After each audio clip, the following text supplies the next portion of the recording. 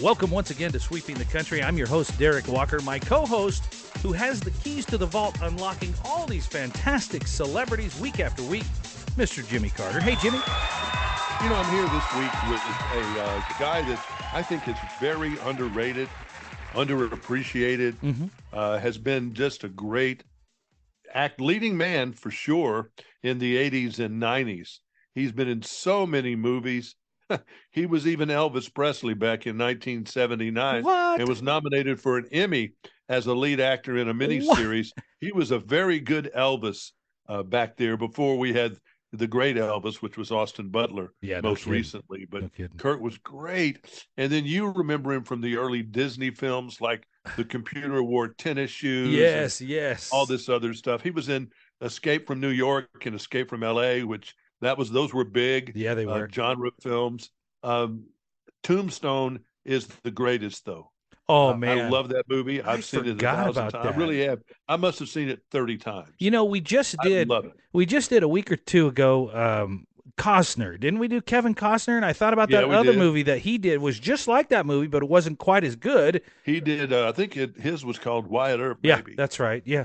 And then this one was called Tombstone. Unfortunately, they came out at the same time. Yeah. Costner's was kind of one of those epic, long things. Yeah. This was one that was more, they had stars in that one too. It was just a better film. I agree. Tombstone was just a better movie. With Val Kilmer. Yeah. As was in it. No, he was, I Got a Daisy If You Do. I remember all that. Oh, yeah. And then you had the two brothers that were in there, and one of the brothers was Sam Elliott. Oh, yeah. Great actor. God, it's a great film. Yeah. And great music, great score, great everything. Tombstone's great. Let's get started with this. I've been talking to Kurt Russell for a lot of years, and we always have a lot of fun. So let's just get going. How do you know they'll be back? Because they're soldiers like me. Kurt is 47. He smokes, eats red meat, is a die-hard libertarian who loves to hunt. A rarity in Hollywood, Kurt's also a veteran actor with over 30 years in front of the camera. What are you doing with that gun? We know who you really are, Mr. Stoddard. Yeah. Just come forward. Real slow. Real slow. Yeah, come on. Slow. Real slow. Up, up. This is a young Kurt Russell in an episode of the hit 60s show, The Fugitive. It's something he barely remembers even doing.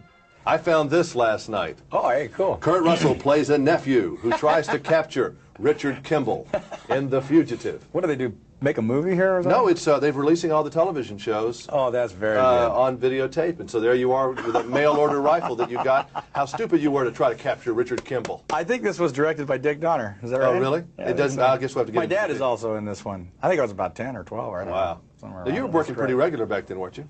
I don't get to keep this. No. Actually, if you wanted, you can have it. No, do you have that's okay. Do you keep that? That's okay. Do you have any of that stuff? This is one of the 10 they made, so you...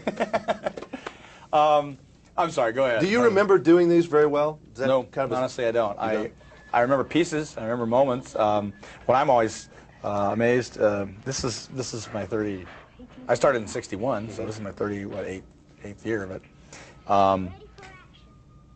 I've worked with people that I didn't know I worked with. That's kind of the weird part, is to find that, I see something and I go, God, you talk to a lot of musicians, and I'm shocked that they don't have their records. A lot of 60s artists, 70s, they don't have any of their records. They were doing them, but you don't have any of your movies now? That's not true. I have some. I mean, some that like about 7 or 8 years ago, they started giving things out for the Academy, or I don't know. I'm not an Academy member, but Goldie is.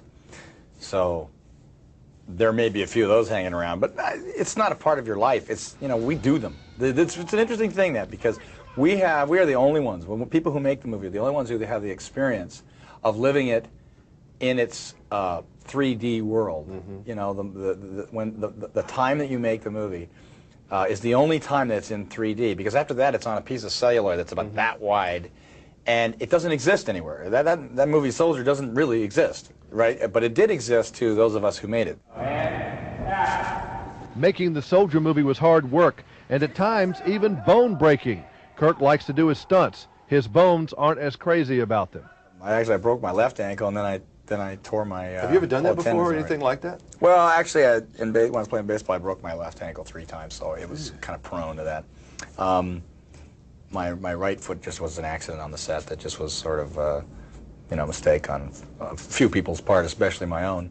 And that's what happens sometimes. Unfortunately, you can't cover yourself every time, or you're not sharp enough to, or I don't know, you fall asleep, or you get a little lazy, or you get lackadaisical. And when you're doing movies like this, it can be dangerous, and most of all, it can be harmful to the project, because if you can't shoot, absolutely, you're costs a lot of money. Yeah, so you don't. So we were fortunate in that. Glued you back together. I was able to just keep on going. Jimmy, I remember him as a child actor, just watching every Disney movie. We talked about the computer who wore tennis shoes, and then fast forward, I had forgotten about the Fire movie that was so huge. Yeah, I think Backdraft. Yes, was it that Ron Backdraft. Howard directed that? Yes, it was. Oh, that was my an excellent God, that was movie good. about an arsonist. I think. Yeah, great movie. Oh my God, Kiefer Sutherland's daddy, Donald Sutherland, was the arsonist in that one. Yeah. And of course, he was Snake in Escape from New York. That was the character's name I couldn't remember. But I talk about him in this next interview. I was always kidding him about being a child actor, and he has the greatest laugh. This is your 150th year of doing this, I think, according to the schedule here. What do you do to put the fertilizer on the product to grow it every year? I mean, what do you do? How do you keep pushing yourself? How do you do that? It's a really good question. I think that at this stage of the game, really, it's been 45 years. At this stage of the game, I have to admit to the fact that I was born to enjoy certain things, and one of them is human beings. I love human beings in situations. I love telling stories. I love being a part of that. I love playing characters. Those two things. A stunted growth, whatever you want to call it. I have it in spades. I love it. Don't get tired of it. And I look forward to different stories and different aspects of human behavior. This one, to me, had the real opportunity to see human behavior in an extreme situation. But on day number 40, it's tough. Of being wet and being stinky and being dirty. Yeah, did you go whoops? No, because you've been down the road before. Even this makes Backdraft look like a party movie. Yeah, you just hang in there. That's it. You look well. In that regard, you hang in there. But the truth of the matter is you look forward to it. You look forward. Did you really every day? You seemed a little crabby on one of these things we were doing, and I could tell maybe on the Sunday you weren't that thrilled about having to go get wet on Monday morning. On Sunday, that's exactly right. On Sunday, you don't like the idea of going back into that situation on Monday. But when you're there, and once you get into it, now it's almost like I remember I was playing with Jim Bouton, and I were playing in a Class A championship game. And here's a guy who had been in 4 World Series or something, And then he was so excited. He turned to me and he said, "Is there any place else you'd rather be?" And I said, "No." And I know that when I'm working on a set, it can be as horrible as it can possibly. When you turn around and look at somebody, I get that feeling, which is there any place else you'd rather be? Is there anything else you'd rather be doing? And the answer is absolutely not. But you're a pro. Wolfgang told me again today that you're a pro, and you have a great reputation for doing that, and that's in your honor that you are. But who were your, when you were like in the 60s doing this, there were Jack Lemmon, I was trying to think of all the people who were out there, Eastwood, who were the big deals of the day. Who kind of did you look at and say, that's a cool guy, I'm going to be more like that? I didn't. Honestly, I didn't at that time, and even as I was growing up, I never did that. I just didn't, that didn't strike me that way. I've always had people that I looked at and appreciated them for their talent, or thought that they had an ability that I thought was really great to watch. Or a work ethic that you thought was good? You didn't? I didn't ever know about work ethic. That was an assumption. That was given to me by my dad. My dad said early on, when I was 9 years old, when I got my first job, my dad said, "You're doing a man's job now. You're earning a man's salary, so do a man's job. Show up, be ready to work, go. That's the way it is." And I just said, okay, that was that. That piece of advice wasn't a piece of advice. That's the way it is, and that is the way it is. So I never.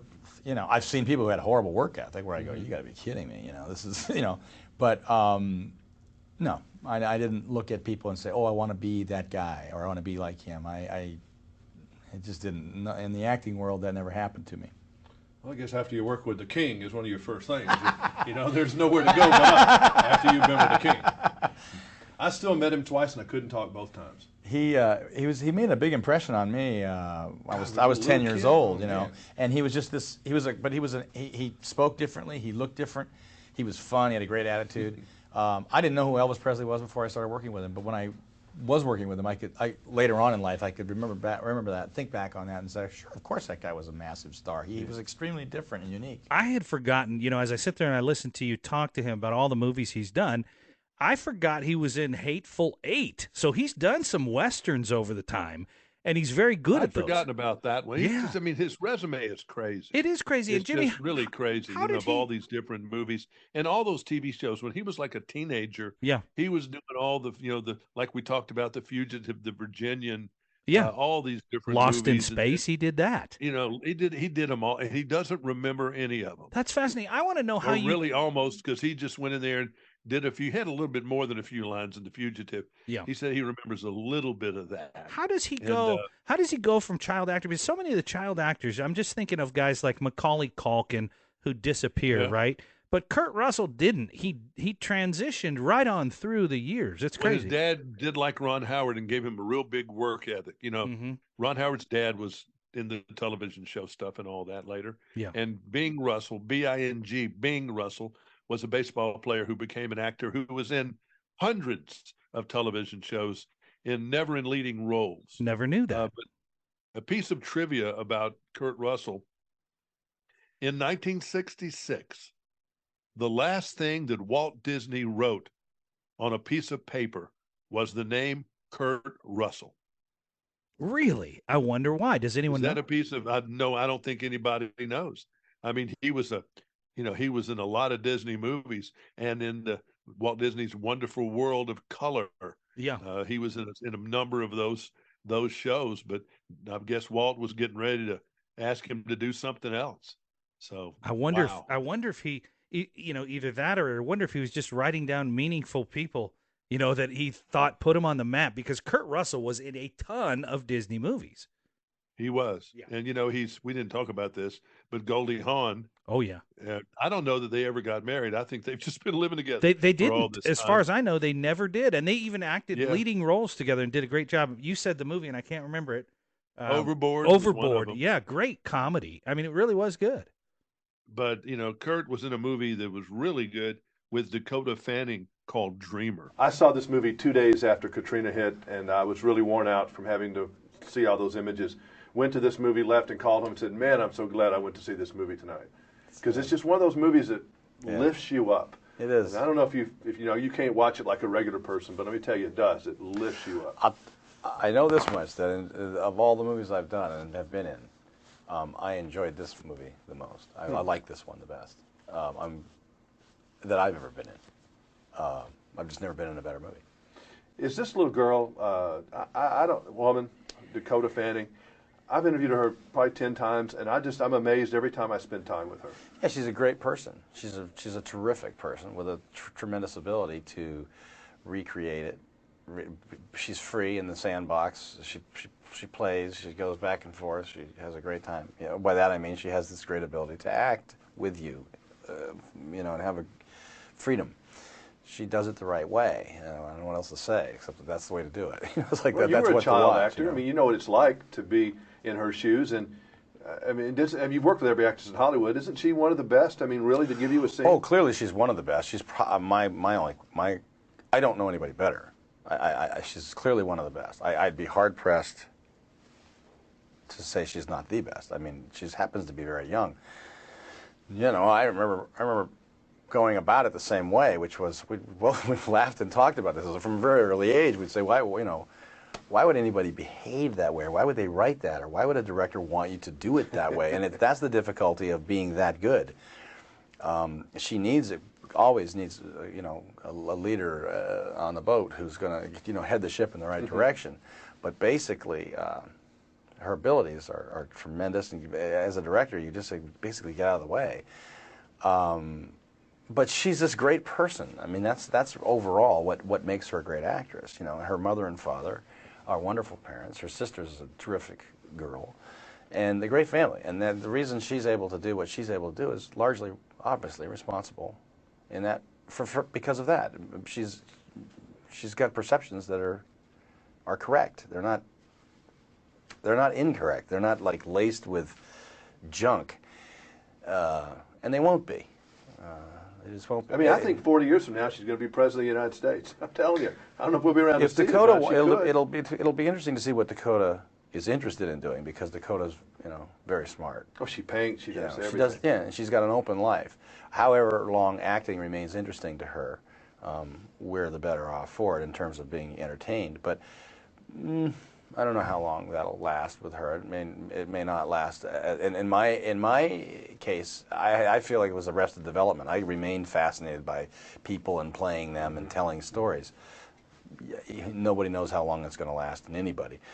I hope it lasts a long time in her, because she's going to give us great, great things to watch. And above and beyond anything, this is not about horses. I mean, nothing wrong with that if it was. This really is a relationship, love story between dad, daughter, and grandfather. Yeah. That triangle there is very important. Yeah, it was. The original draw for me, of course, was that screenplay, which was a generational story. It was. It's Kentucky Horse People, and it is deep, and you can understand why he would not want her to be in that business. It's just like not wanting to be somebody, be an actress. I'm not sure I wanted my daughter to do that, but you see little Dakotas, and you say, golly, if everybody could be a Dakota Fanning, everybody ought to get into Hollywood. Sure. Which I wouldn't recommend them doing. Well, because you're one of the few people that's almost normal that I ever talked to, really. I mean, you've survived this. She, she's going to see a lot of things and hear a lot of things. It won't make any difference. Won't make any difference. No. Good to see you again. Stay dry. Okay. Right. He's just one of the great guys. He is a libertarian. He'll be the first, but he's not really into being, one or the other of anything. But he used to go take people out hunting and doing things that are not politically correct. One of the movies we're talking about there, about how it was cold and uncomfortable and going to work, that was the movie Poseidon. It was a remake of the Poseidon Adventure. Oh yeah, I remember those. So yeah. We're talking about a lot of movies that we didn't, talk about. But I mean, he was the narrator in the film Once Upon a Time in Hollywood. Oh my gosh! Necessarily, we knew that. Yeah. But these TV shows make me laugh. I mean, Daniel Boone, the FBI. Right. He was in all of them. Right. Lost in Space. Yes. Then came Bronson, Love American Style. Ooh, he was played something called Love and the First Nighters. I don't know. Room 220. Harry O. An episode Hawaii 5-0. Oh my gosh. He was in every show on television. High Chaparral. I hadn't even heard that name. Oh boy, I remember that. I remember. But anyway, one of my favorite people. I don't know if he's working anymore. I'm trying to look at the last film he did. He's 72, so he's not that old. Oh. But I don't remember the last thing I really saw him at. Well, I see he here. was in something called F9. Yeah. And I guess that's Fast and Furious. He's in all of them. He was in Mr. Nobody. Yeah. They call him. He played that role in Furious 7 too. So yeah, that was in 2021. So he's still going at it. He looks good. He can if he wants to, but I mean, the guy's got to have more money than he's got time. They live mostly in Colorado, I think. Yeah. And it says in 2003 they moved to Vancouver so their son could play hockey. I don't think I knew that. I knew they lived in Colorado for a long time. They lived in Snowmass Village, Colorado, but I saw Goldie Hawn eating at some restaurant outdoors in New York. So I think these people, move around. Yeah, wherever they want. And you said something about him having plenty of money and not having to do this anymore. He's also not married, but been together with Goldie forever. She hasn't done too poorly either. No, she's had her. She's definitely had so many great films, and they're apparently been a great couple. Yeah, all this time. Yeah, but, why wreck a good definitely thing?